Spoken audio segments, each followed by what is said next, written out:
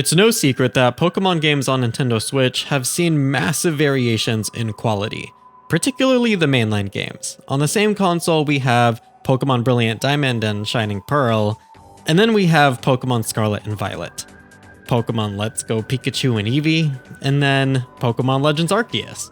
These are all sold for the same full price of $60, by the way. Insane. So now that the Switch era is over and we've seen the drastic ups and downs the franchise has faced through it, everyone's looking at the Switch too.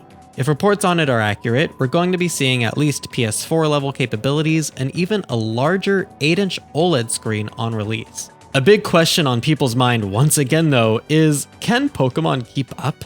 We saw GameFreak's Rocky Journey on their first home console ever, and boy was it bumpy. Personally, I think they can really only go up from here. Now that they have home console experience under their belts, a more powerful console can only help alleviate some technical aspects for them. Though it may be a while before we see their games reach the graphical fidelity we've come to expect from modern games. And that's totally fine, but regardless, I'm pleased to inform you all of some good news that sheds a light on a promising future for Pokemon.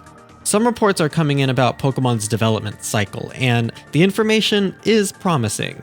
Now, I've been seeing for a while now, every here and there, that some industry veterans with ties to GameFreak, Nintendo, and the Pokemon Company were saying that GameFreak themselves has been inquiring about having more development time for their games.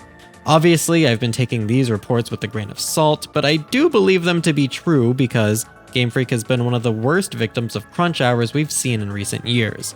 They literally sold 2 games within the same year and outsourced a third in the middle of those 2.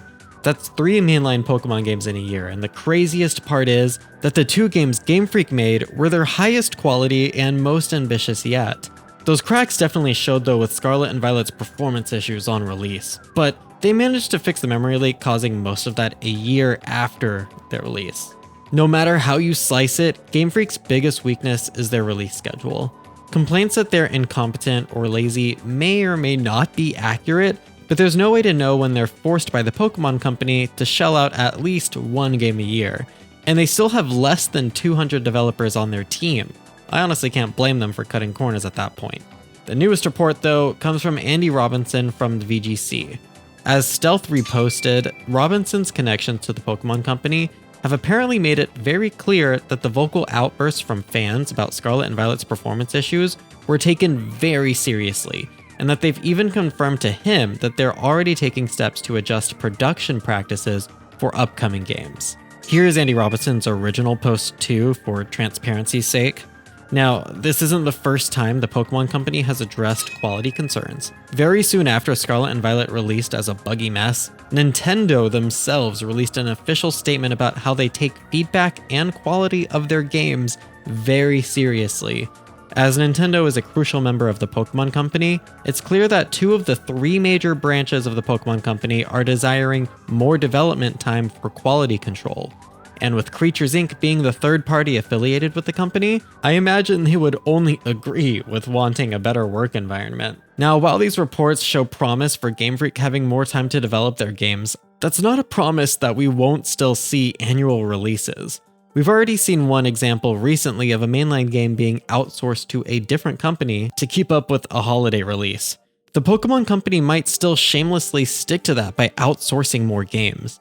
In other words, GameFreak might just be making less of the mainline games with their newfound development schedules. And so as to not let themselves look bad, they'll most likely outsource their titles to other studios like Ilka, who have never made a video game before. Now, this is a worst case scenario, but none of us can deny that as a possibility. The best case scenario is that we see fewer releases and higher quality games released by GameFreak. I want them to show us their chops. They've already proved they have promise with Pokemon Legends Arceus, and even with Scarlet and Violet post-memory leak. But I think I speak for all of us when I say we want to see more. We want to see Pokemon be the best it can be. We want the best for the developers, and we want a healthy dose of Pokemon. Time will tell what the Pokemon Company will do to adjust their development schedules, but what ideas do you guys have? Let me know down in the comments, and afterwards, feel free to watch more of my videos, including my thoughts on the Powerworld debacle, linked right in front of you. I also have a Patreon link here for anyone interested in supporting me there. I've been Johto Johnny. Enjoy.